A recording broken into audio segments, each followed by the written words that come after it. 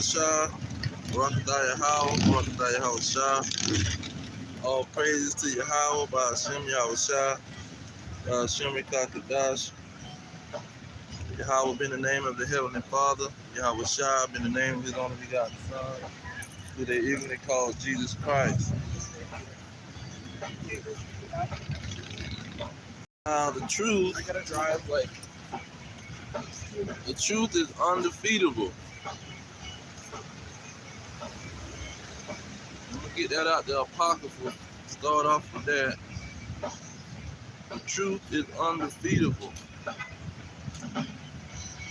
Okay.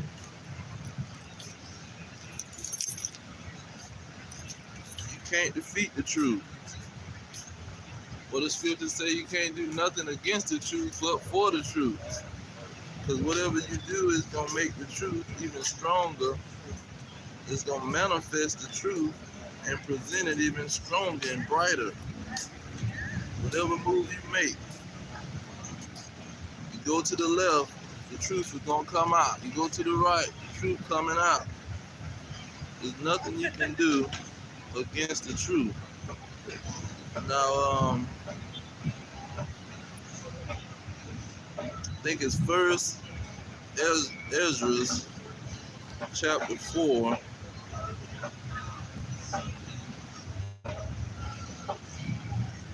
But I might be mistaken. Let me double check. First Ezra 4. Okay, yeah, it's First Ezra chapter 4. Okay, starting at verse 35. It says, "Is he not great that maketh these things? Therefore great is the truth, and stronger than all things." So the truth is great, and the truth is stronger than everything that you can think of. There's nothing that's stronger than the truth. Let me read that again. This First Ezra in the Apocrypha, chapter 4, verse 35. It says, "Is he not great that maketh these things?" So the Lord that made the truth, He's great. So the truth that He made is going to be great. It says, "Therefore great is the truth, and stronger than all things." So the truth is strong, and you can't defeat something that's strong. Verse 36, it say, "All the earth call upon the truth, and the heaven blessed it. All works shake and tremble at it, and with it is no unrighteous thing." You see? So the whole earth shake at the truth. When the truth is being spoken, when the truth is being revealed, the whole earth is going to shake and tremble. Verse 37, it say, "Wine is wicked, the king is wicked, women are wicked, the children of men are wicked, and such are all their wicked works, and there is no truth in them. In their unrighteousness also they shall perish." That's like the guy who came last Saturday. He talking about some Egypt and the Babylonian God and all this kind of stuff. And I'm telling him, see, you telling me some stuff that somebody told you, but you ain't but 30-something years old, so where's you pulling your information? You didn't live 2,000 years ago. You didn't live 500 years ago. What information is you bringing to me? See, with all these, he had all these dates. Oh, the Babylonian had a god, and that was 5,000 years ago, and then 10,000 years ago we were ruling. See, he throwing all these numbers, but he don't got no proof that the earth was here 10,000 years. He don't got no proof of none of what he's saying, but he pulling what somebody else done told him. See, and his information is not the truth. Because first of all, you got to be coming from the great one who made the truth. See, only he gonna present the truth. You can't come out with out of your mind with the truth. That's why uh, he said the children of men are wicked because they don't have no truth in them. You just can't go into your mind and say, oh, I feel and I believe and my understanding. No, it ain't your understanding. You don't have no understanding. You are wicked. You don't got no truth. You got to come off his word. His word is truth. I'm going to get that. But let's finish this portion right here. 38, he say, as for the truth, it endureth and is always strong. It liveth and conquereth forever. See, the truth is going to be undefeatable. You can't conquer the truth. You can't beat the truth.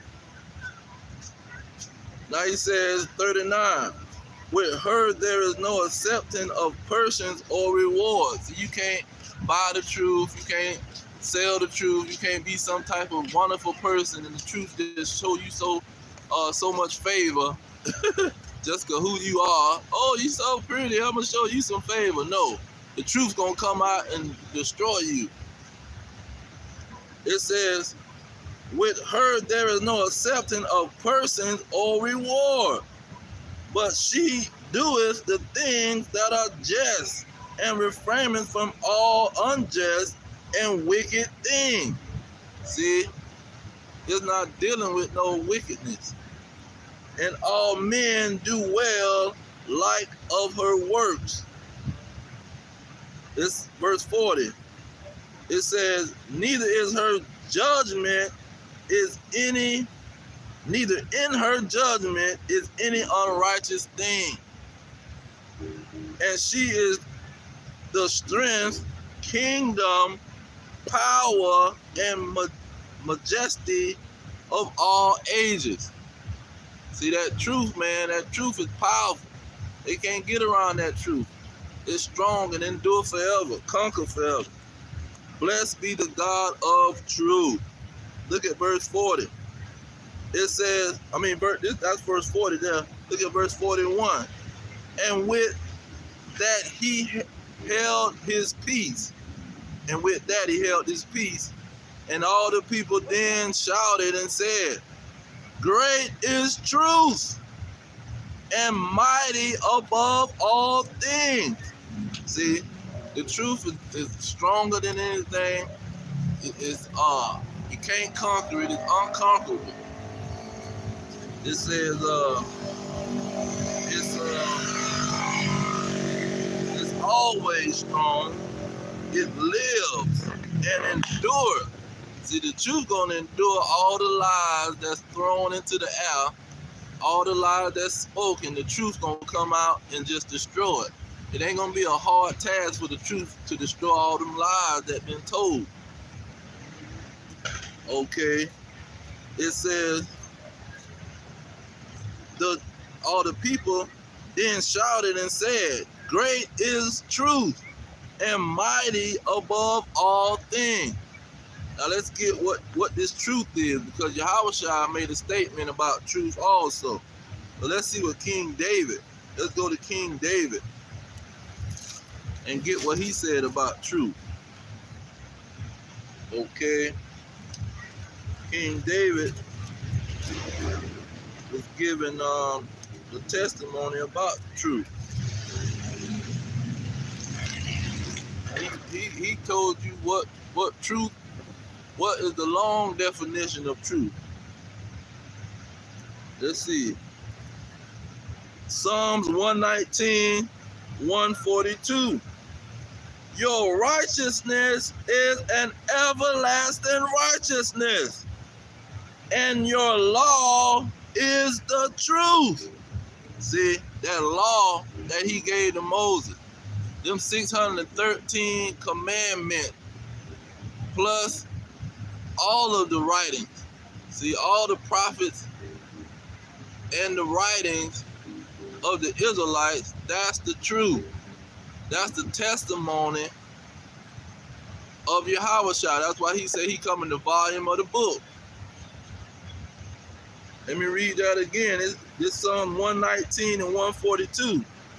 Your righteousness is an everlasting righteousness, and your law is the truth.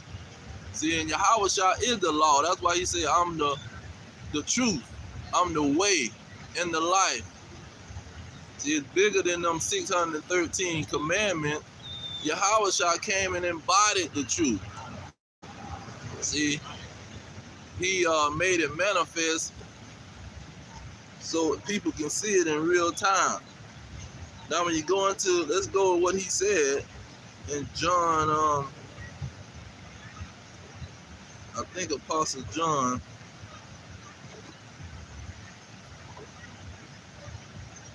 Quoted him on this. Is it after the devil's statement?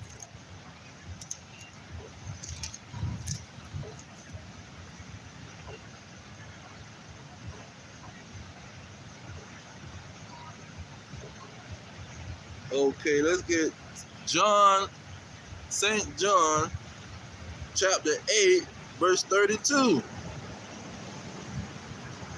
I'm going to start at 31. He say, then said Yahweh Shah to those Jews which believe on him, if you continue in my word, then are you my disciples indeed. 32. And ye shall know the truth, and the truth shall set you free. See, Yahweh Shah was the embodiment of that truth, because he was going to teach them the deep things of the Lord. Now look at what he told these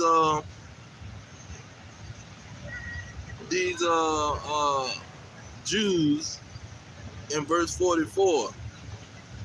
He said, ye are of your father the devil, and the lust of your father ye will do. He was a murmurer from the beginning, and abode not in the truth. See, because they living in the Roman Empire. See, because they the Maccabees was fighting with them. Were fighting with Antiochus, the Greeks. Judas Maccabees was fighting against who was the other guy? Timotheus or something like that. So he was fighting against the Greeks, but that was after that the Greeks took over. I mean, after the Greeks ruled, the Romans took over. So the Israelites were being under the influence of these Romans. See, they were the ones that was running the society. They had the money. See, Caesar, he said, give Caesar things to Caesar, because Caesar was the father over that land. And they was ruling as gods. See, they weren't ruling just as some state head, government head. They was proclaiming that they was God. They had all power. That's why he commanded the Romans to kill him. He says, he was a murderer from the beginning and abode not in the truth, because there is no truth in him. When he speaketh a lie, he speaketh of his own, for he is a liar and the father of it. See, he just broke down what this devil situation means. See, the devil is somebody that's going to be telling a bold-faced lie. See, the devil is somebody that's a liar. See, that's all the devil is. It's just a liar. And you had the Pharisees and the Sadducees, the leaders at that time, they was a bunch of liars, man. They knew that the Messiah was coming, and they were lying to the people, talking about he blasphemed, when he didn't blaspheme nothing. All the Israelites knew that they was the sons of God. So when he just made the declaration, that's all he was doing. And he brought up the scripture. He said, ain't in the law and in the prophets that say that we the sons of God? Why are you trying to say I'm blaspheming because I say I'm the son of God? See, we all come from heaven because he had to create us and think about us before we even got here. See? So he says, let me see here. Let me finish the combo because he was talking some more about the truth. He said in verse 45, and because I tell you the truth, ye believe me not. See? He says, 46, which of you convince me of sin? And if I say the truth, why do you not believe me? He say, 47, he that is of God heareth God's words. Yeah, therefore hear them not. No, you therefore hear them not, because you are not of God. See, that's why they don't hear the truth, because they're not of God, man. Because God, that's why in 2nd Ezra it said, he, the one that is great is the one that created the truth. See, the truth, let's get Deuteronomy. Because Deuteronomy is really coming into play. Deuteronomy 30 and 32 and 29. Deuteronomy 32 and 29. That's the last verse.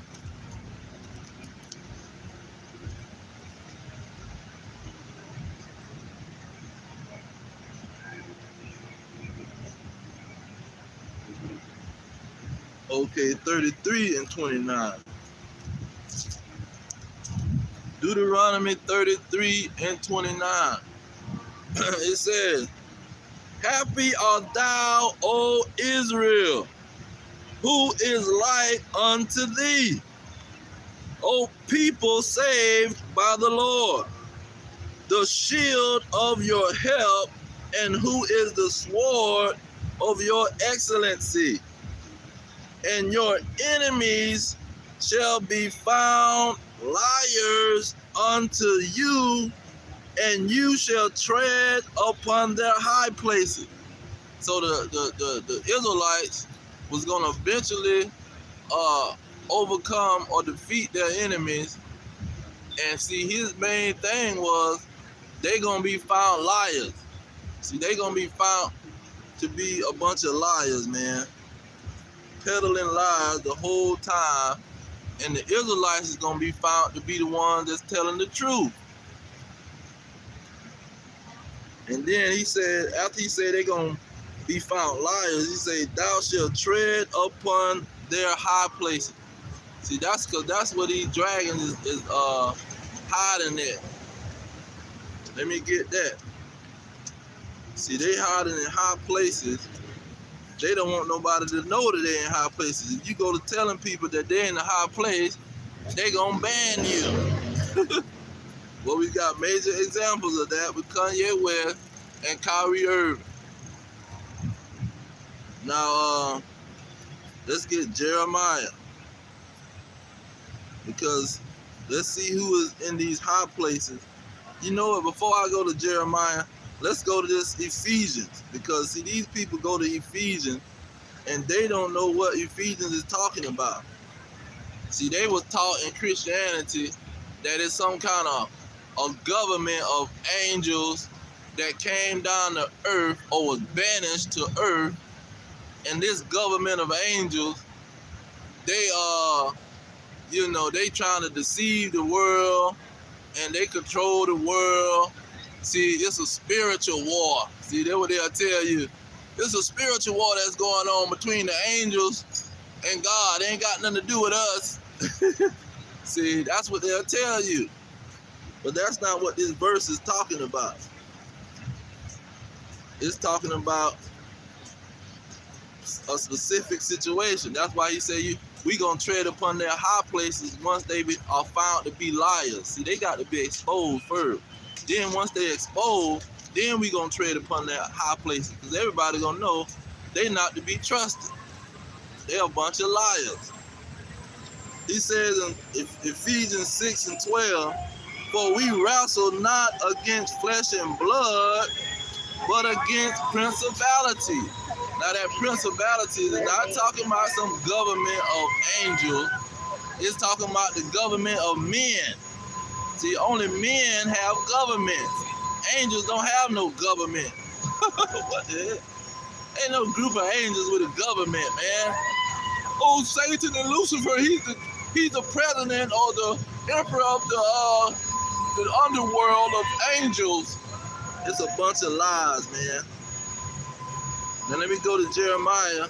Oh, I ain't finished the verse. Let me finish the whole verse. Salakia. It says, but against principalities and against powers. See, powers is not talking about some spiritual power. This talking about powers on the earth, kingdoms on the earth. Let's back that up. We're gonna break this thing down. And see, I know what people be dealing with because they was in Christianity their whole life. Romans 13, verse 1. It said, let every soul be subject to the higher powers. See, powers is not talking about an angel. It's talking about these governments, man. See? Where do you get an angel from powers? It says, and against the rulers. Who is the rulers? The president. See? They are the rulers. It says, against the rulers of the darkness of this world. What's the darkness of this world? See, the secret thing, the stuff that's being hidden. See, that's why you got these people being exposed. You got to go on you can't get them on the news. You can't see what they're doing on the news or on YouTube or Facebook. See, they got control of all of that. You got to go on alternative media. When you go on alternative media, then you see all the things that they hiding from the masses. And they will take all your money. If you work for them, they're going to fire you. They're going to get rid of you. And they're not going to let you bring out that truth. They're going to say, oh, he's crazy, something wrong with him. He's on a conspiracy theory and all this kind of stuff. You see, they're not going to let you tell the truth on their platform. That's why you got to speak in code. But see, the scriptures, you ain't got to speak in code with the scriptures. The scriptures is already got a boundary over them. But it says, let me finish Romans 13. It says, let every soul be subject unto the higher power. For there is no power but of God. See, there's no freaking angel that's going to overdo God. That's going to push him out the way and say, well, right now I'm in control. Right now I'm running the scene. Right now I'm in power. See, I'm on the seat of power. And he's up there in the heavens fumbling with his fingers or something. It says the powers that be are ordained of God. See, the powers that be is ordained of God. There's no such thing as some kingdom of fallen angels mess. That's a whole lie, man. The only people in control are humans. See?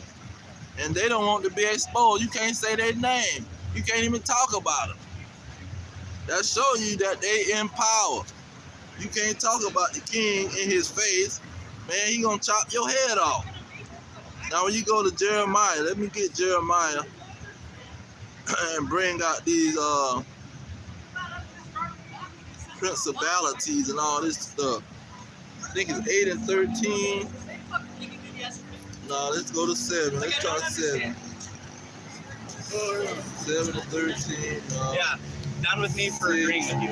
That makes total sense. No, we never disagree. Where is that verse? 13. Let me try 13.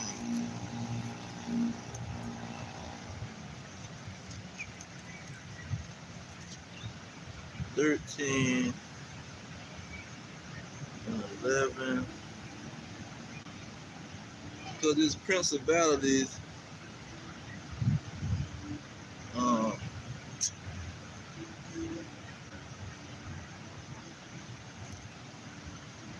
principalities, I don't think I highlighted in this Bible. It's spoken about in Jeremiah, but it's letting you know that it's talking about a kingdom, a ruler.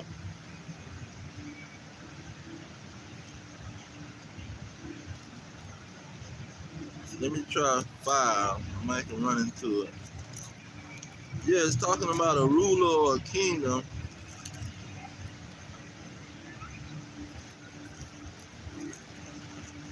Bear with me.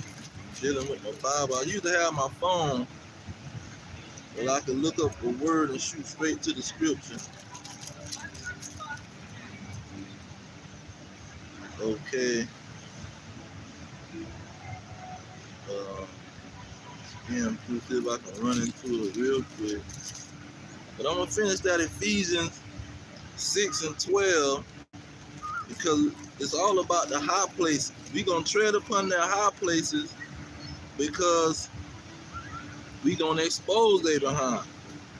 And they in the high places because it said that they are the rulers of the darkness of this world. See, the darkness of this world is being controlled by the rulers of the world.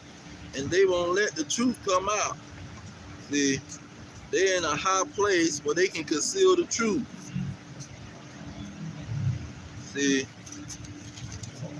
and until we expose them, they're gonna be able to tread upon us.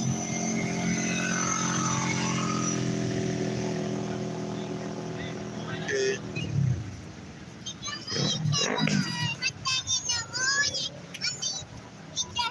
I don't see my verse. Well, let me cross reference. See if I can run into it with the cross reference. I thought that was a lot of points. Personally, I thought that was a lot of points for that. 12, 8. No, they're not gonna give it to me on the cross reference. But yeah, in Jeremiah it talks about how the principalities is just a ruler, man. It's just a king and a ruler. So when you go into Jeremiah 49,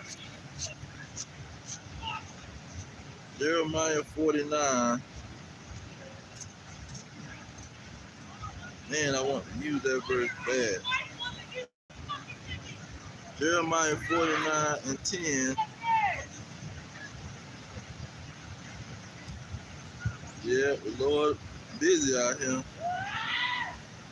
Got these Edomites snapping. Edomites about to kill each other out here.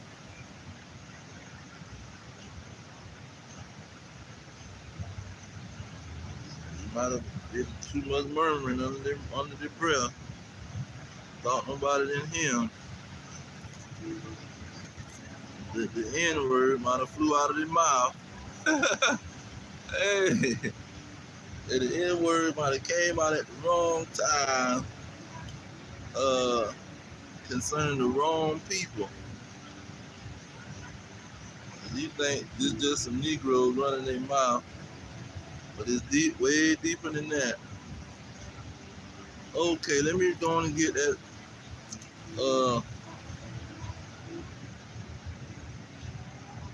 Let me get that.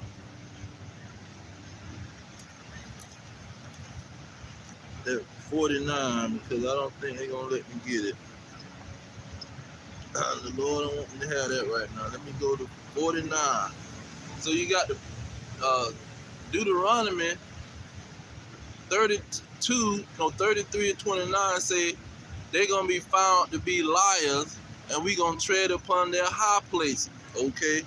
Then you see in Ephesians it talks about the rulers of this world who control the darkness of this world. See, that's having wickedness in high places. Now, Jeremiah 49 and 10. Let's see what's going on with these high places. Jeremiah 49 and 10. It says, but I have made Esau bare. I have uncovered his secret places. See, that's the high places that they're hiding in. That's why they say darkness of this world. See, the darkness of this world is being uncovered.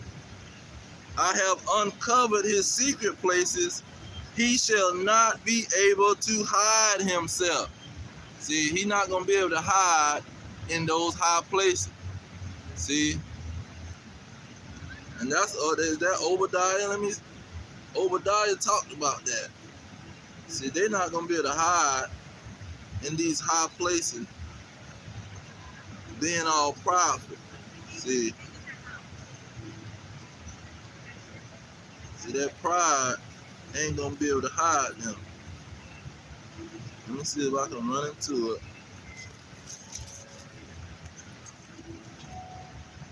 Obadiah. Let's see what Obadiah.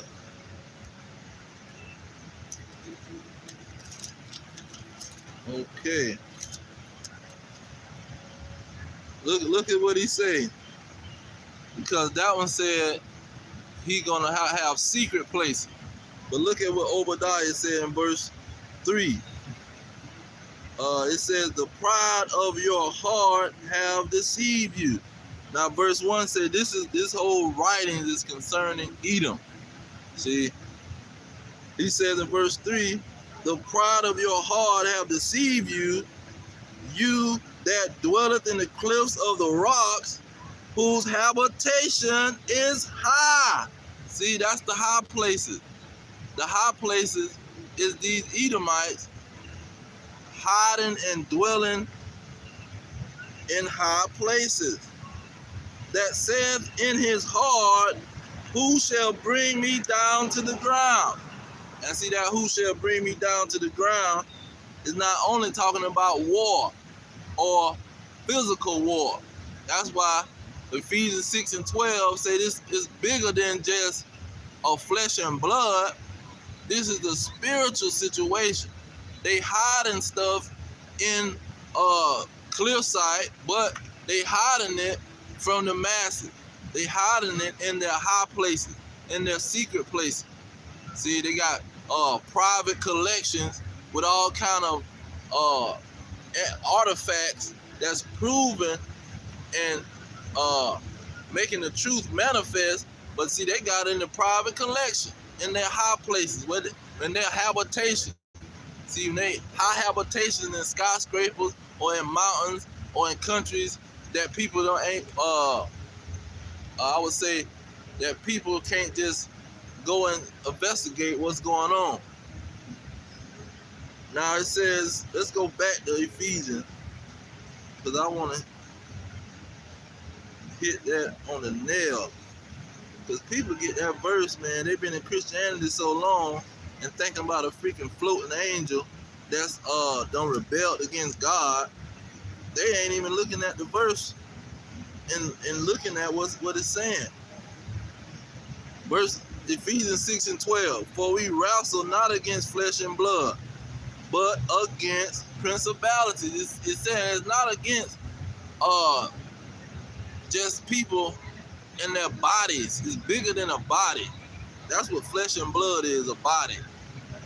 See, it's bigger than having numbers, a strong army. See, it's bigger than that. Because these people they're not really ruling with that. They're ruling with these lies, man.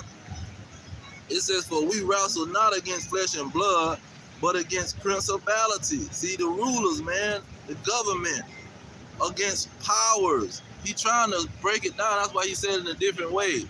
See, he said principality, that's a governor or a prince or a king or whatever. And then powers, that's another way to say a king or a government. Then he said the rulers. Now rulers is too direct. You're a king, a prince, or a power, or a ruler. It's not talking about some freaking fallen angel. It's not talking about any angel.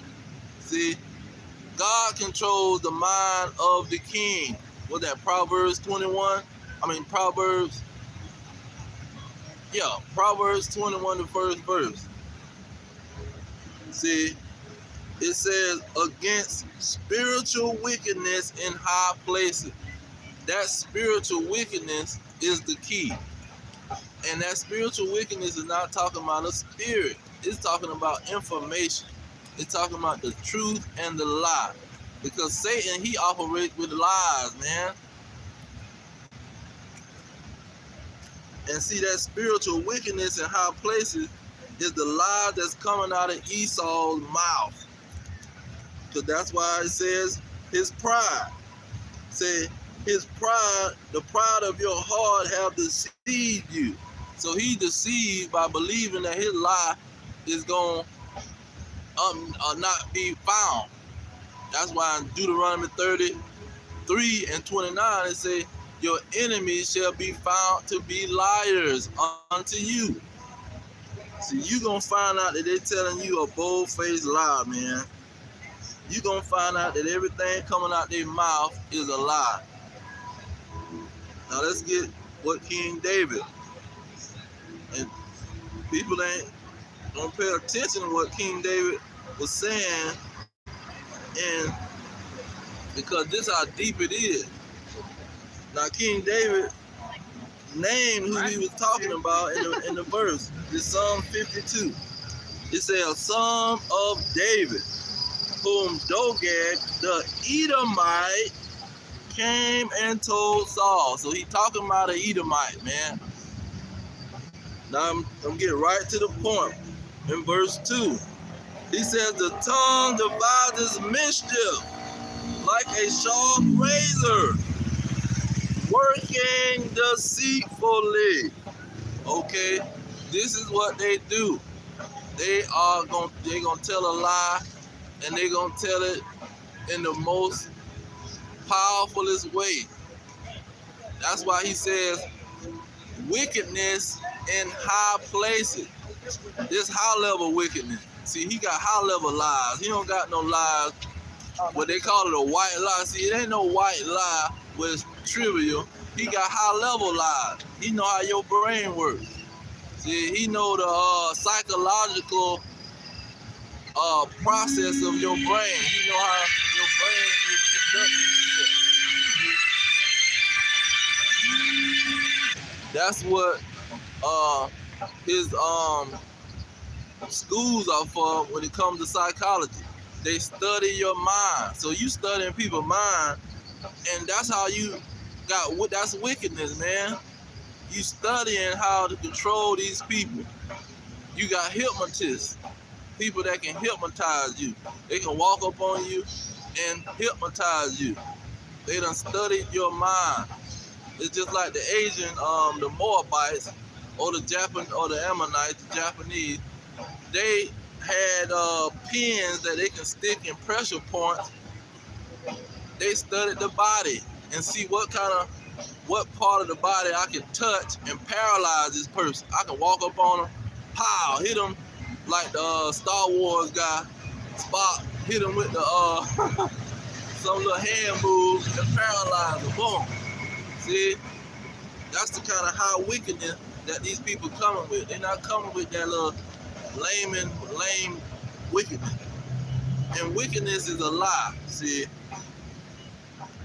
But let's get verse 3, because King David, man, he put it down.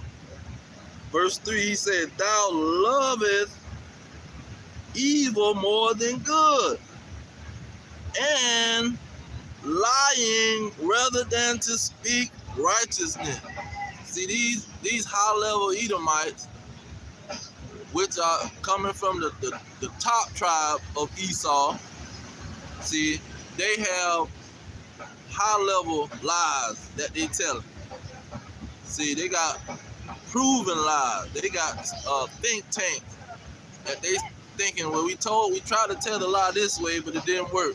Let's try to tell the lie that way. And I think it was one of these guys is from he was a major writer. Man, I can't get his name. Major writer. He had a gold mine up there in Angels Camp, California, Man, anyway, he says it's easier to fool somebody than to convince somebody that they was fooled. See, it's easier to lie to somebody than convince them that they was lied to. That's what he said, because he know his people also well. See, he ain't an amateur on his people. He say, verse 4, thou lovest all devouring words, O thou deceitful tongue. See, they love a lie, man. There's nothing better than a good lie. See, that's why they have stores in Hollywood. Hollywood is a big place of lies, man. That's what Hollywood is all about. Telling a wonderful lie. Oh, that was a good movie, man. I went to the movies, and man, that movie was just so amazing. You know, Star Wars. People going into outer space and they fighting each other with spaceship. A big lie. What you got? Dinosaurs, Jurassic Park. A big lie. See, they love the lie. They love these lies, man. That's why Hollywood make all this money. They not broke people. They gonna make so much money just off telling you a lie. Superman, he came from a whole nother planet, and he can look through the wall, and he can shoot fire out his eyes and blow wind out his mouth and freeze up the whole building. See, the X-Men, because the people that's doing it is not the people that's gonna be doing it in the future, because people gonna be doing that, but it's not gonna be them. See, they know how to tell lies. They love it. It's not a bad thing. Oh, I don't want to tell a lie. They're not cringing up when it's time to tell a lie. They love it. They investigate on it, and they try to bring it to you. What you got all these commercials? The commercial is a whole lie. See, the commercial talking about, oh, we got this drug and it's gonna help you. No, look at the side effects. The side effects is of the blood. You're bleeding out of your anal area. See, you can catch cancer from it and drop dead. You can start bleeding out of any place. See, you can get nausea and start throwing up. They telling you in fine print, way at the bottom, the truth about it, but they're gonna see if you're gonna be smart enough to look at the fine print, look at the side effect. Because if you don't look at the side effect, you just gonna believe what they saying and believe that amazing lie. See, in other countries, they can't even have a drug commercial. Only in America, they pushing that drug commercial stuff. It's illegal to have drug commercials in other countries that let you know that they love to tell a lie, and you'll never know it because they done studied your brain. They know how you think. Now let's get into verse 50, chapter 55 or something, because King David, man, that's why he said he gonna raise up the house of David, because he gave David something that's everlasting. Psalms 55, and I'm gonna start at 21. It says, the words of his mouth were smoother than butter, but war was in his heart.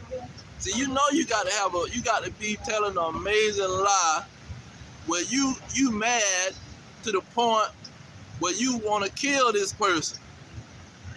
See, you in your mind, you want to kill a person. You want to go to war with them. You want to chop their head off. You want to mutilate them. See, you want to rape them. You want to rob them. You want to steal their land. But you smiling. See, you smiling and you coming with sweet words. See, you coming with sweet words the whole time. You coming with this nice, nasty stuff. See, you, on the surface, you so-called being nice. And they done created a whole mind trick on that. Because nice go back to foolish and stupid. The word, the etymology of the word, it springs out of somebody being stupid, man. Now it says, his words were softer than oil, yet were they drawn sword. So while he's plotting to kill you, he's plotting to destroy you, he's plotting to poison you, rob and steal everything you got, but he's smiling and he's offering you all these gifts. But we can bring you this, and we can help you with that. We can help you prosper. We can heal you. See? He's doing all this amazing stuff, but in his heart, he want to kill you, man. This is the high wickedness, high level wickedness of the Edomites that the people don't understand. They don't understand this high level wickedness. See, that's why when he presented the high level wickedness of the angels can come out the sky and rebel against God. Let's go ahead and get it, because that's one of the main lies, wicked lies that he come with. Psalms 103, starting at verse 20. It says, bless the Lord, Yahweh B'Shem Yahweh Shai, ye you his angels. See, this King David now, he didn't get King David to write some false information. He said, all you his angels that exceed in strength, that do his commandments, hearkening unto the voice of his word. 21. Bless you the Lord, all you his hosts, talking about angels. You ministers of his that do his pleasure. See, the angels don't be disobeying God, man. Those are major high-level wicked lies. And through them high-level lies, he can hide his deeds that he's doing on the earth. See, he can hide that he is the high-level wicked one. He is the ruler that's ruling with dark lies. Oh, let's get is that done with that verse? Let's get Isaiah 60, because see, it says in Ephesians 6 and 12 about the darkness of this world. See, the rulers of the world, they have the power to spread darkness. See, a peasant or one of these persons that don't got no value, they don't got no power. Let's say it like that. The people that don't have power don't have the power to spread darkness over the world. But look at what this dragon doing. This Isaiah 60 verse 2. It says, for behold, the darkness shall cover the earth, and gross darkness the people. See, he has the power to control media, the newspaper, your church, your school, everything. He got the power to control that. So he can spread darkness, lies. See, he has the power to control the narrative. See, you can't say, well, turn it to this channel and you might can get the truth. Turn it to that channel. No, you got to go on some old secret website. You see, you got to find somebody YouTube page that know the truth. You just can't turn the TV on and find out the truth, because it's full of lies. See, the whole president talking about fake news. When Trump hit him with the fake news, people were thinking they was gonna kill Trump, man. They allowed Trump to say fake news? Really? See? But that was all a game. And that's why they got rid of Trump too. But they saw Trump causing all kind of stuff. Everything they were trying to get him to do, it was backfiring. So let's get somebody else to handle the weight. Now let's get Isaiah 25. Because see, these people, they ruling with their lies, man. The lies is keeping them in rulership, because now the people ain't gonna rebel against their situation. Isaiah 25 and 7, it says, and he will destroy in this mountain the face of the covering cast over all people, and the veil that is spread over all nations. See, this man got power. He got his power is so great that he can spread his darkness on all the people. Oh, let's get that. See, he's spreading his darkness over all the world. Now that was Ephesians 6, but in Ephesians chapter 2, it presented you with the same situation. It says, this Ephesians 2:2, where in time past ye walked according to the course of this world. See, according to the prince of the power of the air, and spirit that now worketh in the children of disobedience. See, he got the power over the airwaves. Let's say it like that. See, he got the power over the airwaves, but now he can, and see, that's how communication is spread. See, you got visual and you got sound. These people are master liars, man. And it's always talking about a prince. A prince is a ruler. And he got the power to spread his lies and make people be disobedient. Now let's go back to Isaiah 25, verse 7. It's saying, he will destroy in this mountain the face of the covering cast over all people. See, he's destroying what these Edomites is pushing. That's why he said in Jeremiah 49:10, he's gonna expose Esau and uncover all of his secret places. His secret places is that he is the one on the throne. He is the one ruling his nation. And then he said in Romans 13, it was talking about powers ordained of God. Let's get that out of Daniel. See, Daniel showed you who God gives the power to.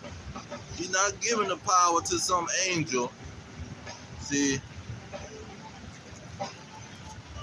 the angel gonna be the ruler. No, he's not giving the power to the angel. Daniel 4:17. It says, this matter is by the decree of the watchers, and the demand by the word of the Holy One. So the Holy One is going to decree this situation. See, the watchers are going to let you know who is ruling, who is on the ultimate ruler. It's not no angel. It's not even Esau. See, we going to get to that. It says, this is about who is in power on earth. 17, okay. It says, to the intent that the living may know that the Most High ruleth in the kingdom of men. See, he in the control of the kingdom of men, not a freaking angel that done rebelled against him. See, and when you're looking at a precept, you got to know that the Lord knows what's going to happen before and after, so he's not going to make some statement that he got to bring back. He says, and giveth it to whosoever he will, and set it up over it the basis of men. See, he's setting up the king on the throne. See, these people not ruling because they just want to. No, the Lord set them up.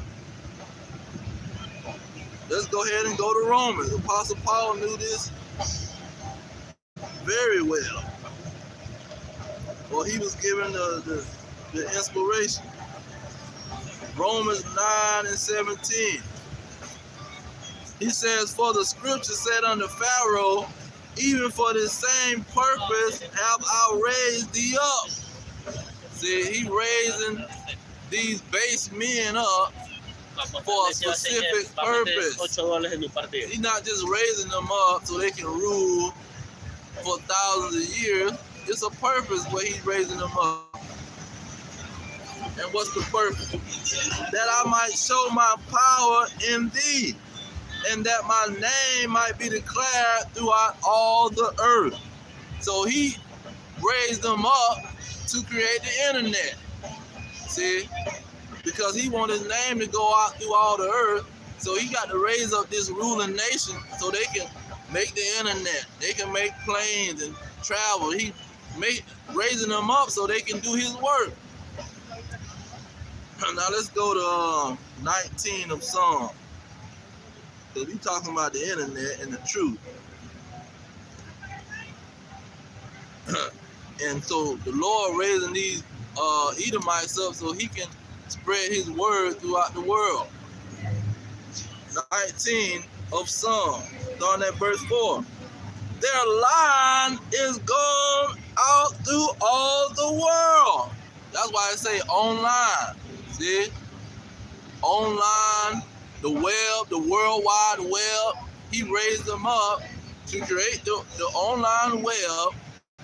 That's why he said that the thought in every one of them is deep. He didn't give them a total foolish mind of they just ignorant of a lot of things. See, they wise, very wise to do stuff, to put stuff together, to make stuff happen.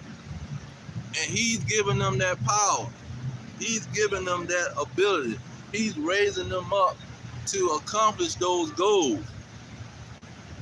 He says their line is gone out through all the earth. Their words to the end of the world. So the line had to be able to go throughout all the earth. That's why it's a worldwide web. Everybody had to be able to hear that it was a God and he got messengers, see?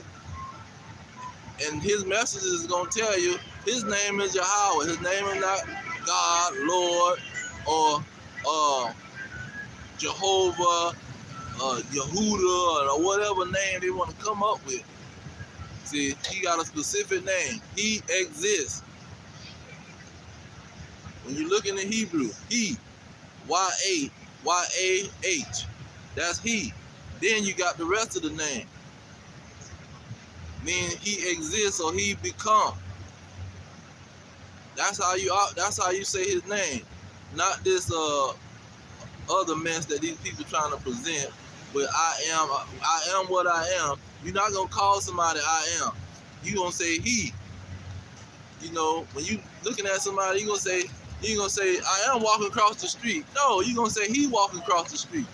You're gonna use, that's why Yahweh became a popular name, because it's saying he. It's not saying I. They didn't go with the I am. No, he is. He exists. He becomes. And then his son Yahushua is he delivers. He saves. This is why he got the web going throughout all the earth. This is why he raised, one of the reasons why he raised up Esau, the devil, a base man. See, a foolish man. And let's get that base man in Job before I go to my other verse. Job 30. Job 30 and Go there. 30 and I think the 8th verse. Oh, yeah, the 8th verse. It says, they were children of fools. Yeah, children of base men. They were viler than the earth. See, he got their history, man. He gonna tell you what they doing. They are base men. And he raised them up to do his will, to do his purpose. That's why in Romans, he said he had to endure long suffering. These vessels fitted for destruction.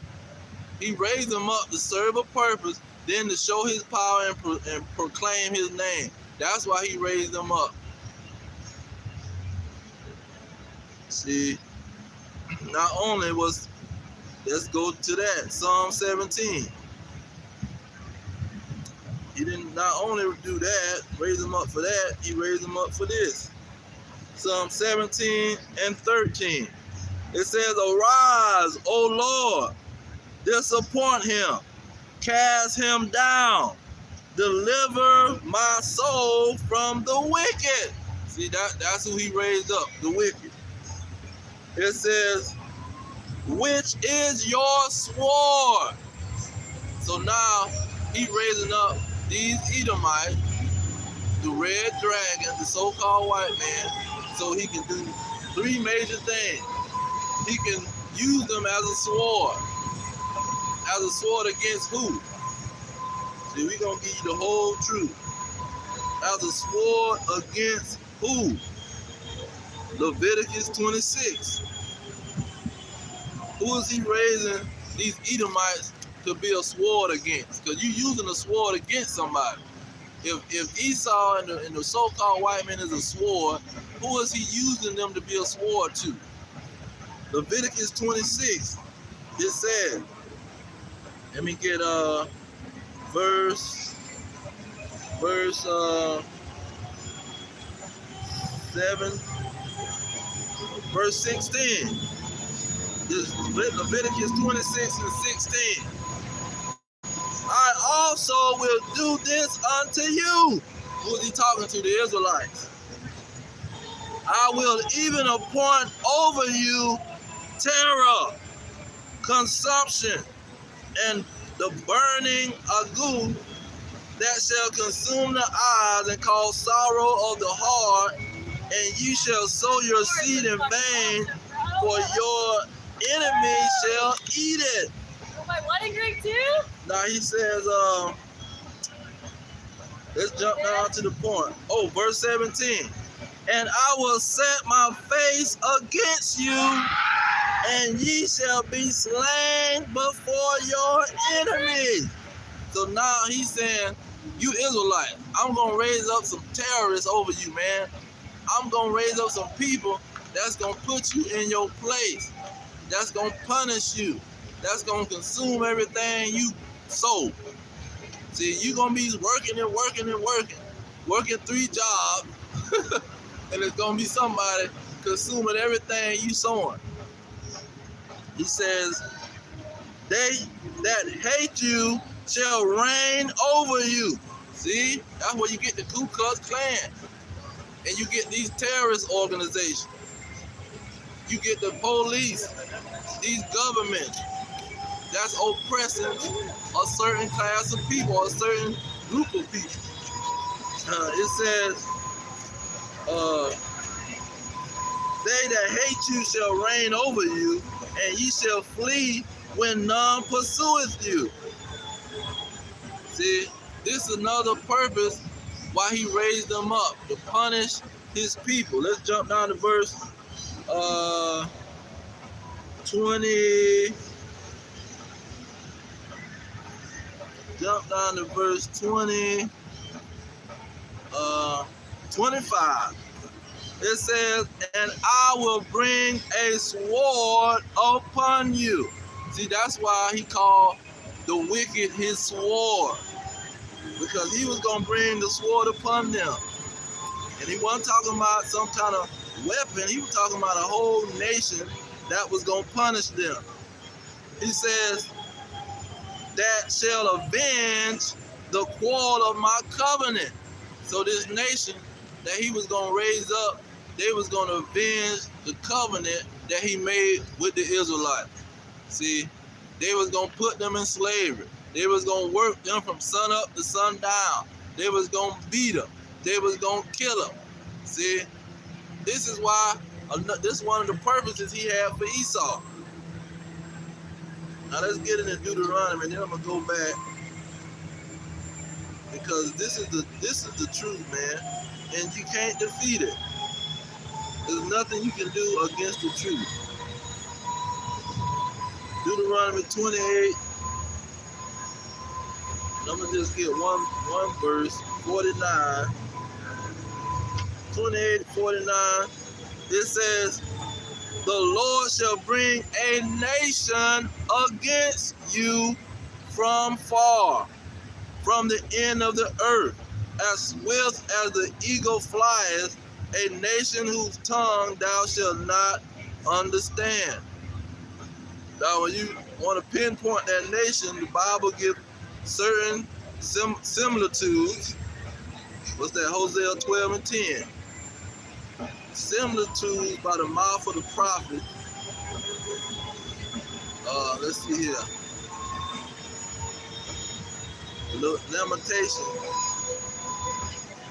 Lamentation chapter 4. Starting at verse 19. It says, our persecutors are swifter than the eagles of heaven. So what did it just say? It says, as swift as the eagle flieth, a nation whose tongue thou shalt not understand. Okay, say this Lamentations 4:19. Our persecutors are swifter than the eagles of heaven. Who is these persecutors? Jump down two verses into 21. Rejoice and be glad, O daughter of Edom. See, they are the persecutors. They the one that's persecuting the children of Israel. They the one that's the sword of the Lord, punishing them for disobeying the covenant. See, they had a covenant, a contract, a promise that they made. See, he asked them was they gonna obey what he told them, and they say, yeah, we gonna do all the words that Moses present unto us. We gonna do all the words of that law. So they was in a contract. He didn't push nothing on them. They agreed to it. Us and our children. See? Now let's get some more of this truth. John 17. See, this truth is coming out and it's very powerful. Let's see what the truth was going to do when it come out. I already read how it's unconquerable. It's endured forever. Okay, John 17 and 17.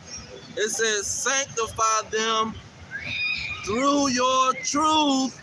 Your word is truth.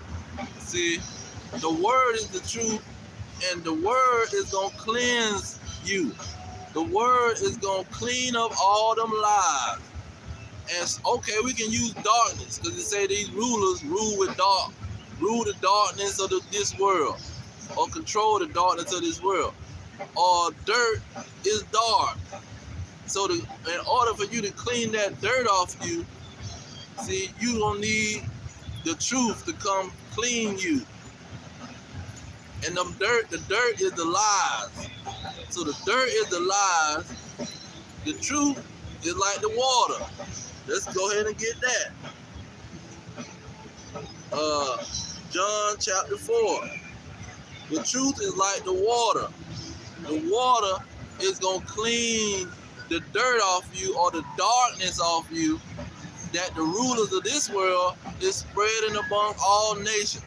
They spreading these lies everywhere. So now you're going to need the truth to come and eliminate it. John chapter 4.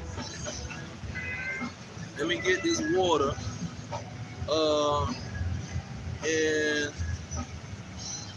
Let me get the water in verse 14. He says, well, let me start with his words in 13. He say, this is John 4 and 13. Yahweh answered and said unto her, whoever drinketh of this water shall thirst again. 14, but whosoever drinketh of the water that I will give him shall never thirst. But the water that I shall give him shall be in him a well of water springing up into everlasting life. So this water was going to be in the person. See, it was going to be the truth. But he's using it to give them a understanding. That's why in Hosea 12 and 10, it said the prophet spoke in similitude. See, he used similitude, meaning he using metaphors and a vision, kind of giving it to you like a vision. So you can really see what he's saying. It says in verse, let me start at 22. It says, you worship, you know not what. He pretty much saying you don't know what you worship, man. He said, we know what we worship, for salvation is of the Jews. Because the Jews was the ones that was still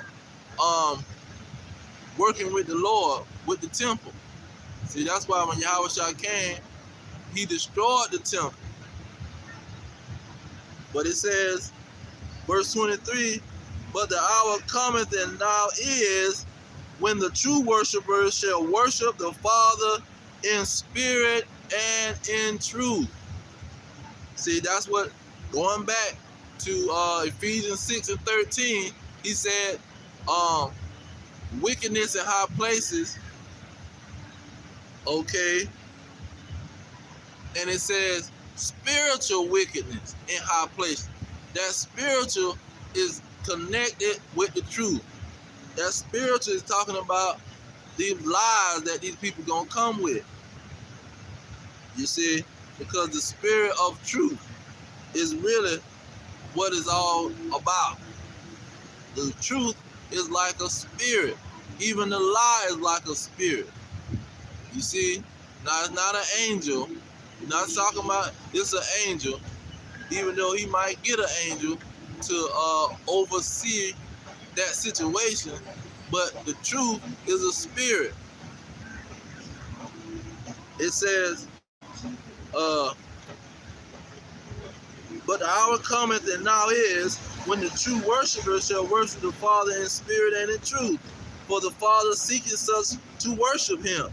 24, God is a spirit, and they that worship him must worship him in spirit and in truth. So the truth is mandatory, because this is what God is coming with. This is how he's operating. And he's, like Yahushua said, let me see if I can get that in 6.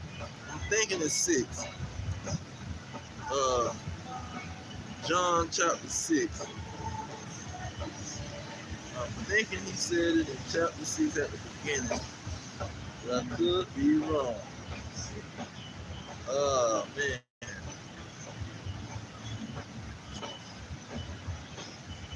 Okay.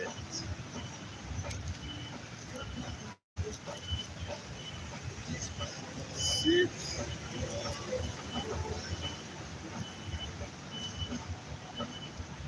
I got a red letter Bible, so I think I can run into it.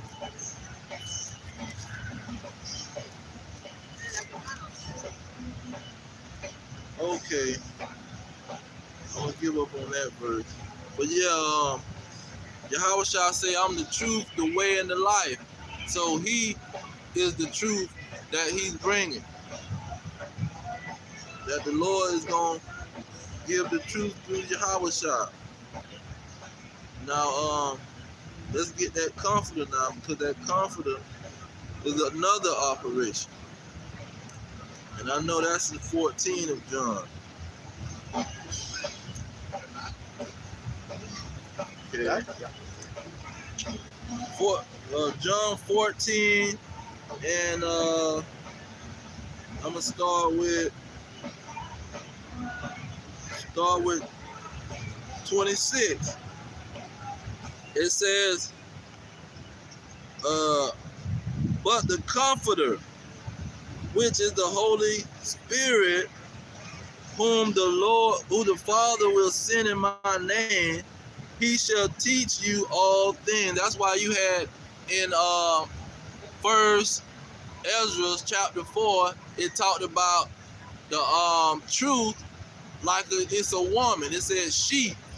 See, this is the language of the Bible, man. People get caught up in the similitudes of how the prophets was talking, and they get caught up in it and go to talking about God is a woman and all this mess, and it's just talking in hip language, hip talk. But anyway, it says 14 and 26, he shall teach you all things and bring all things to your remembrance, whosoever I have said, or whatsoever I have said to you. Okay, so what was he going to bring in remembrance? What Yahushua said. He wasn't going to bring, you going to get the spirit and go to talking and saying something that the Yahushua never said. See? The spirit not going to bring something different. That's why Yahushua said he is the truth. He the way, he the life, because it's going to come out of his mouth. John 6 and 63. It says, it is the spirit that quickeneth, the flesh profiteth nothing. The words that I speak unto you, they are spirit and they are life. See, this is not something that, the spirit gonna come and now he is coming with something new through his apostle. No, the spirit ain't gonna give nothing new to the apostle, because the spirit is the word that's coming out of Yahweh's mouth. And he is the volume of the book. But it's not gonna be something different than what Yahweh was saying, because he is the foundation of the truth. That's why he can categorize himself as the truth and the words that come out of his mouth as the truth. Because he ain't something that, he gonna say one thing and then his disciples gonna say something different. But you can go with the disciples because he was ordaining them to say what they were saying. No. And the disciples wasn't saying nothing different. They were saying the same thing Yahushua was saying. That's why I said you can do nothing against the truth, but you can only do something for the truth. There's no lie that you can tell that's going to mess up the truth. You can't come, ain't no lies you can come with that's going to mess this truth up. Because the truth is the words of Yahushua. Let me get that in Psalm 40.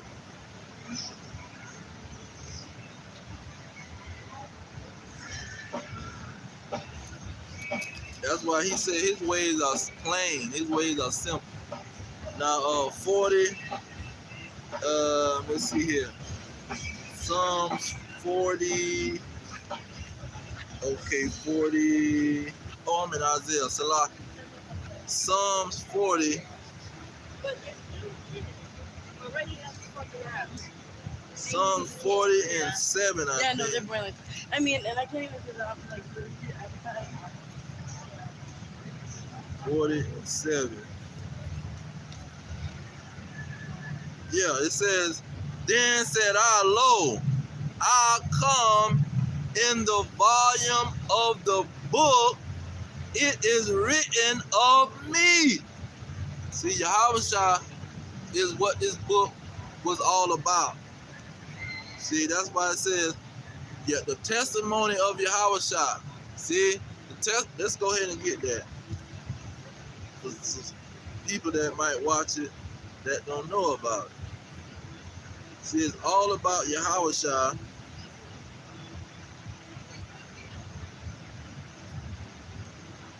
Revelation 19 and starting at verse 10. Now I'm going to get right to the point, because he was talking to the angel and bowing down to the angel. The angel told him, no, don't do that. But he said, the angel say, I am your fellow servant and of your brethren that have the testimony of Yahushua. Worship God. For the testimony of Yahushua is the spirit of prophecy. See, the spirit of prophecy is Yahushua, meaning all the prophets was pointing to Yahushua. Deuteronomy 18, Moses, he was pointing to Yahushua. Isaiah, Jeremiah, Ezekiel, Malachi, all these prophets, Obadiah, all these prophets was pointing towards Yahushua. They was giving his testimony. See, all of that was going to be wrapped. All of that was going to be in a volume. And it was going to be all about Yahushua. And it was going to be a climax. It's just a build up to Yahushua. That's a good way to say it. A build up to Yahushua. They was building. That's why he was saying pretty much, he was also like the temple. He said this temple is going to be destroyed in 3 days. It's going to be raised up. You see, and that go along with the Israelites being not equivalent to Yahushua, but they unify. That's why he said we are one. We are one because we gonna be having the same purpose. That's why the 144,000 is gonna be 12,000 out of each tribe. See, they all gonna rule with Yahushua. Because these so-called Christians are trying to get you to jump out there and say, oh, it's all about Yahushua only, and they was going to get rid of the nation and just take Yahushua, and he didn't really even come from that nation. He came from some angel, or the Lord just put him into Mary, and he didn't have nothing to do with that nation. That nation was just some old, just a crash dummy or some, the nation was irrelevant. It was all about him, and he was just using the nation to do this and that. No, it was him and the nation was going to prosper and be king and ruler over the earth.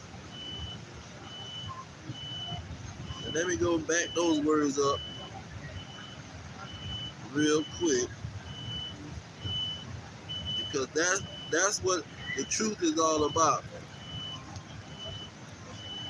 Using the words out of the volume of the book. Now, Revelation, let's go at 5. This Yahushua right here, giving this to John, or giving it to the angel to give to John. He says in this Revelation 5 and 7. 5 and 10. Revelation 5 and 10.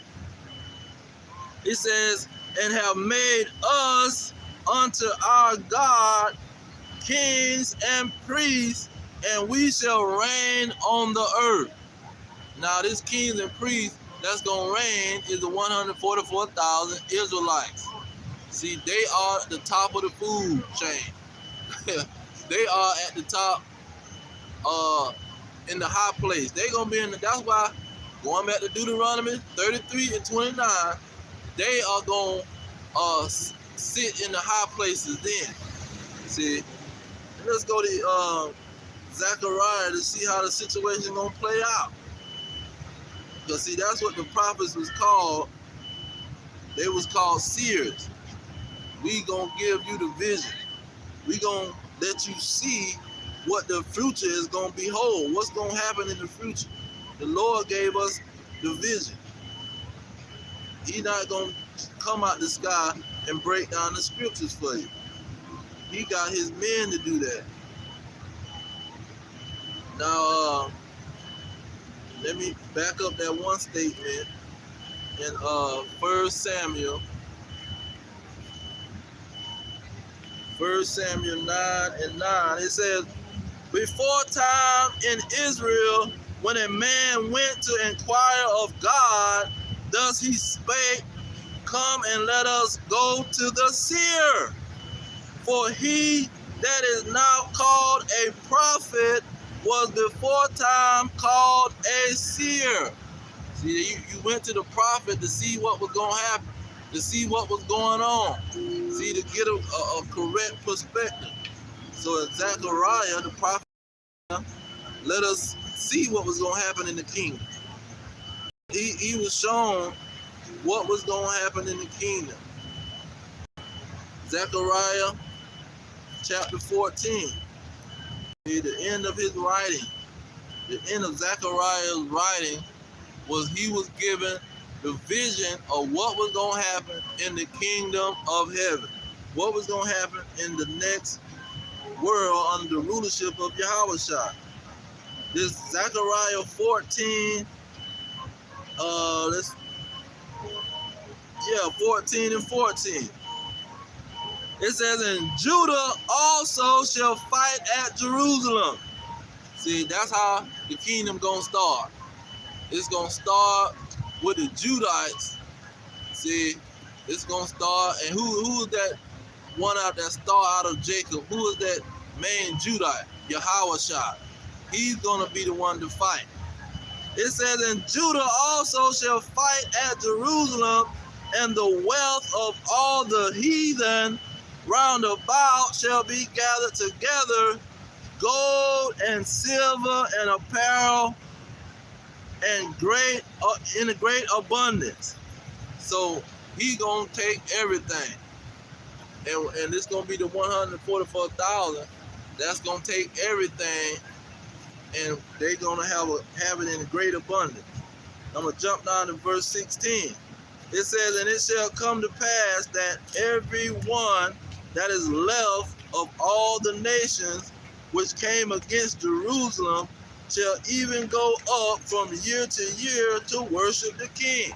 So all these other nations, they're going to have to go up and worship.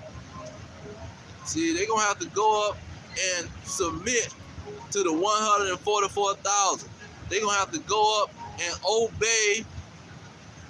See, they're going to have to go up and pay homage to the 144,000 every year. Now, this lets you know where they're going to come from.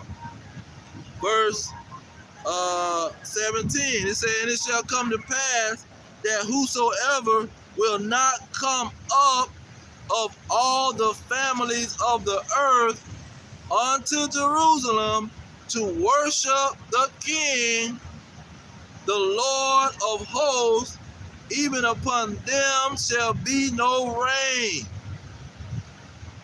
See, so he's not going to bring rain. And where do rain go? And what's the purpose of rain? Rain come down and it saturate the ground where now you can grow your crops. You can grow food. You can eat. See? It says, verse 18, and if the family of Egypt go not up. So he's saying, okay, if these so-called Hamite Africans or whatever you want to call them, if they don't come up. And he said, if they go not up and come not, that have no rain, there shall be the plague wherewith the Lord will smite the heathen that come not up to keep the feast of tabernacle. So now, under the rule of Yahushua, these other nations are going to have their land, and they're going to have to bring all of their possessions that's worth anything. They're going to have to obey and keep the holy day, like the Feast of Tabernacle. And if they disobey, see, that's when the rod of iron is coming out. Okay, what Yahushua going to do with this rod of iron? See, did it say? Is it gonna say Yahushua gonna bring out the rod of iron and start whooping up on Gentiles if they don't come to the worship the King? Let's see who he say gonna do this. Revelation chapter 2, verse 26. It says, and he that overcometh and keepeth my works unto the end. Now this letters is in red, meaning this is Yahushua talking. So it's not Yahushua, he's not talking to himself that he gonna keep his works. No. This is the 144,000. This is who he talking about. This is who he talking to. And he that overcometh and keepeth my works unto the end, to him will I give power over the nations. 27. And he shall rule them with a rod of iron. See, that rod of iron gonna come out if they don't come to the feast day. If they don't bring their gold, their silver, their precious thing, that's in abundance. That rod of iron is gonna come out. See, it's gonna be a punishment. See, it's gonna be a plague put on the heathen if they don't come to Jerusalem to worship the Israelites, because it's gonna be a top king, yes, but it's also gonna be 144,000 kings. See, with a great multitude of men, women, and children. So that's the kingdom, and that's how the thing is gonna be organized. It's not gonna be some utopia where everybody is living on earth. They gonna be all just one group of people frolicking around with the animals, harmless animals, and the 144,000 gonna be in the sky talking about something. We govern over the earth as angels now. No, that's a fabricated lie. What do you call it? Darkness coming from the high level wickedness of these Edomites, because the scriptures don't say that. Yahushua don't say that. Let's get Matthew. Thinking Matthew 19. Let me see if I can run into it. Matthew 19 or 16, but let's go to Matthew 19 first. Because this coming out of his mouth. We're going to get the truth coming out of his mouth. 19 and 28. He says, and Yahushua said unto them, see, we're going to hear the truth now. Verily I say unto you, that ye shall have, ye which followed me, or ye which have followed me in the regeneration, when the Son of Man shall sit in the throne of his glory, ye also shall sit upon 12 thrones, judging the 12 tribes of Israel. See, he's not just going to be the one ruling. See, it's going to be 144,000 rulers. See, that's why they don't want you to know what he looked like. Oh, he's Mediterranean.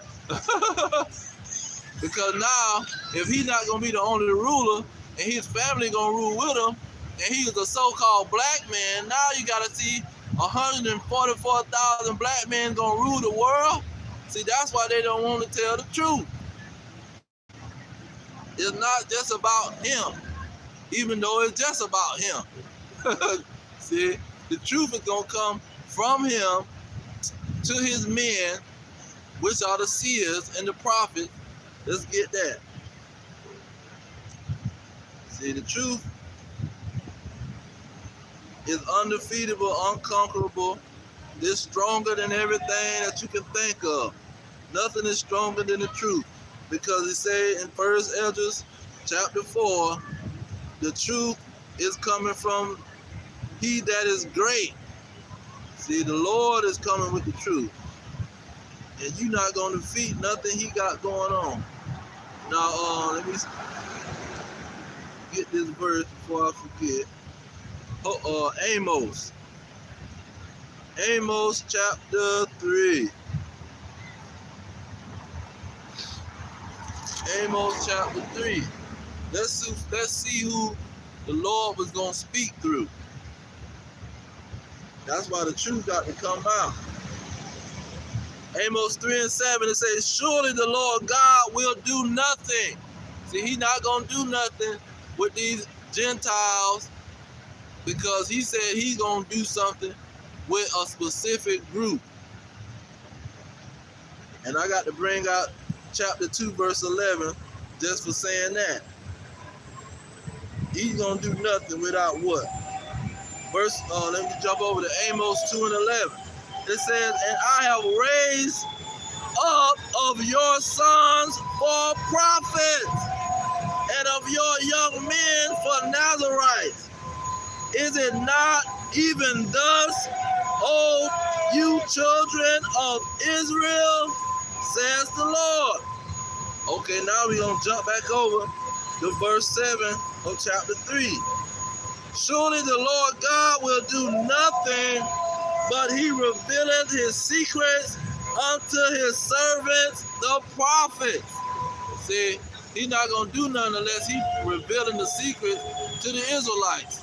That's why you got Joel coming to play, where he said he's going to pour out his spirit upon your sons and your daughters. The whole Old Testament is talking to the Israelites. It wasn't talking to no Gentile. So the sons and daughters that was going to get the spirit, that was going to understand the prophecies and be prophets, that was going to see what's going on and be able to tell somebody what they see, have visions, and dream dreams and tell people what the vision was going to be. The Lord was not going to do nothing unless he gave it to them. And let's back that up with Deuteronomy. Precept must be upon precept. And you see, we speak with the volume of the book because this is the testimony of Yahushua, the whole volume of the book. Now, Deuteronomy 29 and 29. Okay, it says, it's getting dark, but I still can see. It says the secret things. Deuteronomy 29:29.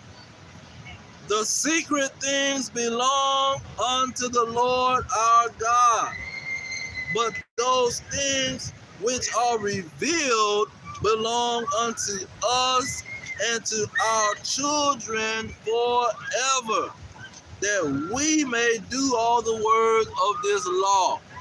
See, if somebody say, I'm going to give this to you and your children forever, that means ain't nobody other children. You're going to say, well, you know what?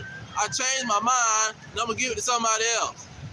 No, it's going to be for the Israelites and their children forever.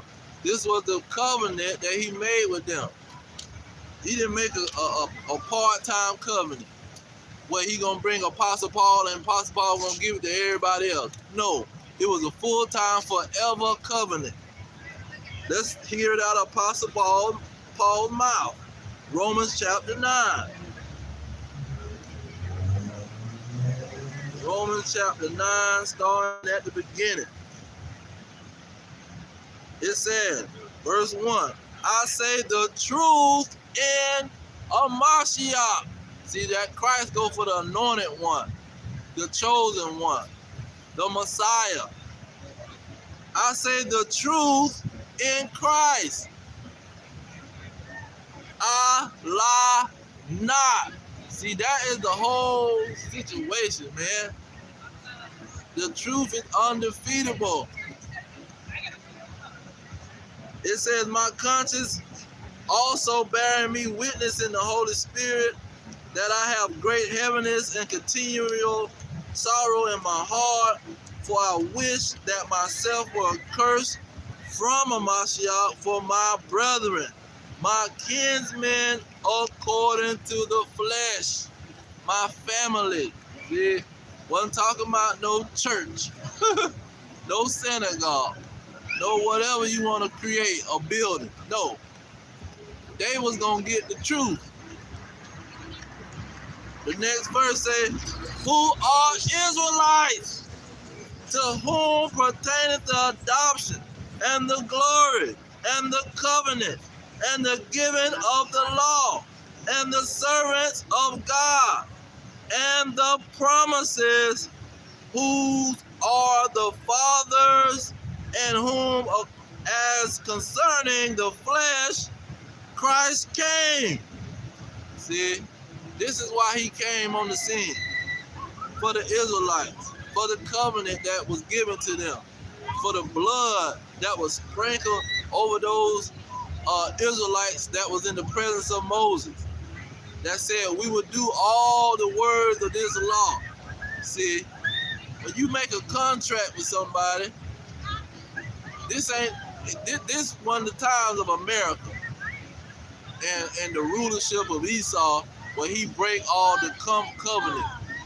Back in the Reconstruction and Jim Crow, you had these people selling homes to these Negroes, and they was calling it covenants. See, when you go into the paperwork of the contract, they was calling it a covenant. They were just buying a house in America, but they called it a covenant. See, you don't. Those things get broken here in America, but back in the ancient world, you don't break your covenant with nobody. Your promise and your contract, you don't break it just because somebody messed up. Well, the clause of the covenant was that you had to do this and you had to do that. No, see, that it wasn't that there's nowhere in the law to say I'm gonna get rid of y'all. See, I'm not gonna give y'all the promise that I gave to your forefathers.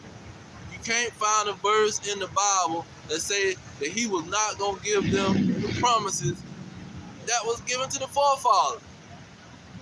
See, if you got a contract, it's just like the guy Zion, and that's not a coincidence either. Zion Williams that played for the Pelicans. He say he was gaining weight, so in his contract it says something like you gotta maintain a certain weight to get this such a part of the agreement in the contract. See, he had what they call it, he had a clause or a condition that he had to meet in that contract. But you can't find that in the scripture, that the Israelites broke the contract. No, he said he gonna bring a nation that was gonna avenge the covenant that he made. See, the clause was, if you disobey this situation, I'm gonna put your behind in slavery. That was the contract that was made with the Israelites. It wasn't if you disobey me, I'm gonna get rid of your behind. No, you disobey me, I'm gonna put your behind in slavery. That was the clause or the condition in the contract. It was never that I'm gonna get rid of y'all and I'm gonna choose a bunch of freaking heathens who doing the same wickedness and even worse, eating rats, dogs, cats, bats, drinking blood, see, eating humans. See, the heathens do anything, man. These people eat anything and do anything. So how you gonna go grab some people that's being supremely wicked because the Israelites broke a couple laws, and then the law, then they want to bring up all the laws that saying you break one law, you broke them all. No. It's a what's it say? A law concerning death. A sin unto death. That's what it is, the law. A sin unto death. So all sins ain't the same. Being sleeping with a man, being with a man is that's a law unto death. A man being with an animal, that could be a law unto death. See, you killing somebody, that can be a law unto death. All the laws in the laws of Moses wasn't on that level. See, you can't let's see, you can't steal your brother's cow and that's a law unto death. No, you got to give him his cow back. You got to work for him to pay off that cow. That's not on the same level as you killing somebody. You see? So them people taking one verse and they don't. That's why the Bible says it must be precept upon precept. You can't take one precept that say if you break one law, you broke them all, and that one precept is going to do away with the true understanding, the truth. Because the truth going to come out that that's a bold-faced lie. See, that's not on that, that's in a whole nother context. My battery. Okay. So, Apostle Paul said, I tell the truth and I lie not. That the covenants was all about the Israelites. Now, let's get into Revelation. Let's go back to the kingdom of heaven. See, how is that kingdom of heaven going to be organized? Revelation 21, and I'm going to get right to the point, verse 12.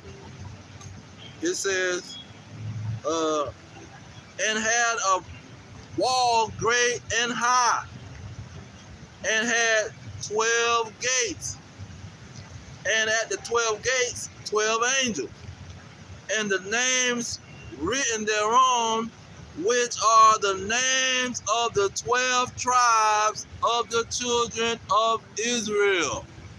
See, it wasn't going to be no utopia. These gates is going to be totally ruled and controlled by the angels and the Israelites. And then everybody else is going to have to serve the Israelites. They're going to serve the Israelites, and that's what it's going to be. See, from Genesis to Revelation, Genesis 29:29, what did it say? That the Israelites was going to get the revelation. See, the Israelites was going to get the revelation, and their children was going to get it forever. And when you get to Revelation, the last book, matching the book of Ezra, it says that the 12 tribes is going to be at those gates. The 12 tribes is going to be treading on the high place. They're going to have a wall great and high. And they're going to be in that great city made of gold, with the streets made of gold. See? That's what it was going to be. It wasn't going to be no utopia. So the Christians will tell you, oh, it's a Jehovah wickedness. They'll straight up tell you, the paradise earth, the earth is going to be a paradise, and the children is going to be playing with snakes, and the snakes are not going to bite you, and the wolves going to play with the lions. So they'll give you a wonderful fairy tale, like it's going to be all nations on the same level. The 144,000, they're going to go to heaven, see? They're going to heaven to rule with Yahweh in the sky. See, that's what they'll tell you. But that's just a fabricated lie, because they come in high level lies. They're not no white lies. They're not no small lies. These high level lies that there is guaranteed to go with. Plus, the Lord, let's get that. In 2 Thessalonians. 2 Thessalonians. This is why the lies that they coming with is going to flourish. Because who is really controlling them? That's why they say they are his sword. Them lies are weapons. See, them lies ain't just a regular situation. Now the Lord, he's telling his people the truth. And if they don't want to go with the truth, that's on them.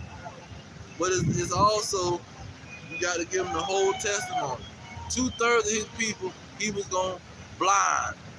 And in order to blind the 2/3, he was going to bring the Edomites. That go another reason that he's bringing these Edomites, telling bold-faced lies, mainly for the 2/3. Now, Second Thessalonians, the 2nd chapter,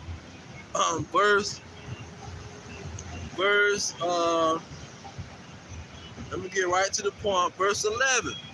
It says, for this cause God shall send them strong delusion, that they shall believe a lie. See, he sent them a nation from afar, swifter than the eagle flieth, that was going to come with a bold-faced lie. And so the 2/3, they going to fall for the lie. See, they going to go for the lie, and they going to say, okay, well, You know, these people are talking like nice, trustworthy people. They're not using foul language, or they're not being aggressive. They're being very subtle. See, like just like a snake. They being very calm and collective. They're smiling at me. They're love bombing me. See, that's another thing. High level wickedness. When you got so much, you done studied the mind so much, where you learn a strategy on the mind. They call it love bombing. Love bombing is what a man do to a woman. See, when he first meet her and he's so desperate. So he love bombed the woman. But his true intention is just to sleep with the woman. But he gonna shoot the love bomb on her. Bring her flowers, candy, and give her all kind of compliments. Just overwhelm her with these lies. Because he really don't love the woman. And he's using this love as a weapon. He's using this sense of love as a weapon. See, oh, you're so wonderful, darling. You look so beautiful. You look so amazing. All this kind of stuff. He's flattering the woman. See, and they use it as a weapon. So this is what the Most High got these dragons to do. He got them to come with their Jehovah wickedness. They knock on your door and they say, oh, I like your grass. You're keeping up the yard real nice. Do you know it? And it's going to be, the earth is going to be just like this. It's going to look like a paradise. All nations are going to be able to come and live in this paradise, earth. See? And only the whites can go to heaven. Because they got pictures showing all white people going to heaven, man. They don't got not one picture showing a Negro being in heaven. See, that's certified white supremacy. But this is their strategy. And this is the main strategy of cults. If you look up a lady named Margaret Singer, not Margaret Sanger, like the one that's trying to exterminate or put out a plan to exterminate the Israelites, but Margaret Singer, she exposes these cults. See, you got thousands of cults. Cults about aliens. Cults about all kind of crazy. So she exposed them, and their main strategy is to love bomb you. And that love bomb is flattery, and it's a high-level wicked lie. And you see the one that's ruling, they coming with a whole nother strategy. That's why he says high level, man. Because you got the love bombing strategy. Well, I'm going to act like I love you and I'm out for your best interest. Then you got another strategy where it's where I'm going man, I just left me that quick. But the other strategy that, cause see they got us talking in code so much, that they'll shut your page down and all that good stuff. You got to talk in code about these darn people. But they'll tell you all kind of amazing stuff, but it's really a freaking lie. Oh, victim. They want to play the victim. So you can either come with all this love, drop a love bomb on you, but even see the love bomb and the gaslighting. The gaslighting is when they'll gaslight you and love bomb you, but they will act like they the victim. When you try to check them, and that's to see that gaslighting and love bombing is so powerful, man. I can talk about these dragons for days. This is the high level wickedness that they come with. This love bombing, this gaslighting. And when the man, he come with the love bombing first. Then when she sees something going on and she like, hold on, wait a minute, something ain't right, then he try to gaslight her. No, that ain't what's going on. No. Then he the victim. Oh, it's on you. You doing this and you the problem. It ain't me, it's you. So now he gaslight her even stronger. And you have to look those phrases up. Gaslighting. I got it on my page. Gaslighting and love bombing. This is what the strategies of these devils, the mind of these deceivers, because that's what it's all about, deception. But like I was going into, the Lord, He's giving them these strategies. So the 2/3 ain't gonna be able to defeat these strategies because the Lord gave that to them. He gave it to them as a weapon. See, so they can believe a lie because they enjoy being wicked. They enjoy disobeying the Lord. They tell the prophets, the see not, don't see the future. Don't tell me what's gonna happen. I don't want to know. See, that's how the 2/3 think. Now when you go into Job chapter 12, and I might end it on this because I'm about to bust the 200. Job 12 and 16, it say, with him is strength and wisdom. The deceived and the deceiver are his. So the person that's being deceived and the deceiver is the Lord. See, those 2/3, like Isaiah 6 and 9, he blinded them so they can't be healed. Because according to prophecy, 2/3 got to be cut off. That's Zechariah 13 and 8. So 2/3 got to be cut off, and his plan, that was his plan. What Romans 11 tell you, he had a purpose and a plan of an election. See, the election gonna stand, and that election is for the 2/3 not to make it. He only elected a small number of elect.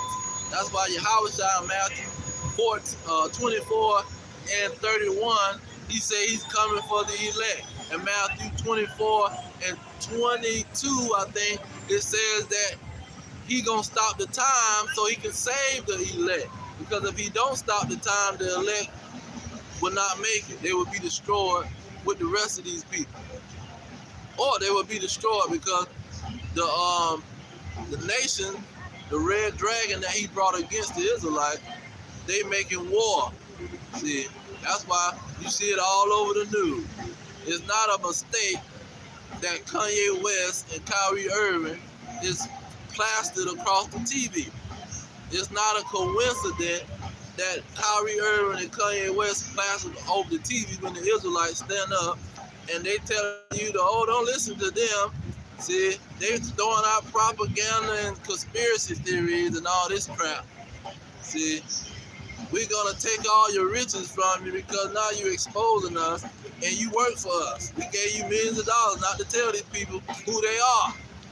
We gave you millions of dollars to keep it on the hush and to distract them. See, we gave you millions of dollars. You can't come after us and try to expose us after we gave you all this money. See, that's how they coming with what they coming with. And see, you got these 2/3 like Charles Barkley and what's your boy name? Shaquille O'Neal, which he's a high level, he a part of the high level wickedness. I don't wanna speak on that, man. I just wanna bring everybody together, man. That's always been my philosophy, to bring everybody together and everybody to unite with each other, man. See, nobody telling the truth ain't gonna not bring everybody together. See, the Lord said be peaceable with all men. So just because you telling the truth, that don't tell you to not be peaceable with all men. See, you can be peaceable and tell the truth. Heck, the devil is peaceable and he tell you a lie, which is hatred. What's that? Proverbs 26. Let me get that real quick. I'm running out of time. Proverbs 26 and 29. It says, 26 and 28. A lying tongue hateth those that are afflicted by it. So those people that's believing the lives of these high-level rulers and governors and presidents and people in power. See, those people that's under them is being hated. They're being afflicted by those lies. You see? And so these individuals trying to act like they gotta tell a lie or go along with the lie and keep the truth on the hush hush just because it's gonna make these rulers mad. You see, that's what it's all about. It's gonna make the elitists and the globalists mad. So now we just gotta tell a lie. Just tell a lie to keep them comfortable. And they want to stay in secret and hiding places. Let them stay in their hiding spot and just go along with the lie.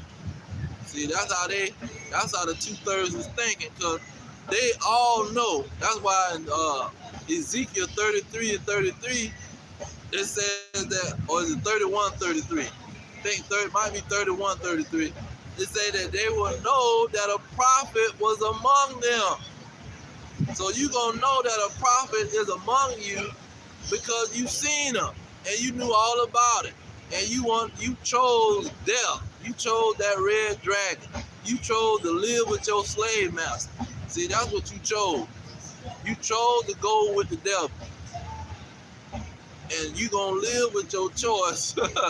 But they believing that, and it's comfortable to believe a lie. That's why in Isaiah 30 and verse 9 or 10, it said that they rebel against the Lord and they tell the prophets to prophesy not. Tell us some smooth things. See, they want their ears to be tickled. See, in Christianity, you're going to hear that all the time. Oh, they're false prophets, and you just want your ears tickled, and they want to get a preacher that's going to go with what they want to do in their flesh. They're going to find a preacher that agree with their flesh, and they just want their ears tickled to hear something good. See, I heard that the whole time in Christianity. But that was for the Israelites. The Israelites don't want to hear the truth because they want to believe a lie, because the Lord blinded them at the end of the day. So that lie really going for the elect. The elect is not going to go with them lies. The elect is going to be found to be the one that was telling the truth, and they're going to tread upon the high places of these Edomites. But I'm going to leave it there. All praises to Yahweh, Bahashem, Yahweh Shah, Bahashem Rekakadash. Double honor to the elders pushing the truth. Peace to the elect worldwide, the blacks, Hispanics, and Native Americans, descendants of slaves scattered around the globe on slave ships and through many captivities. Our kingdom is at hand. Shalom.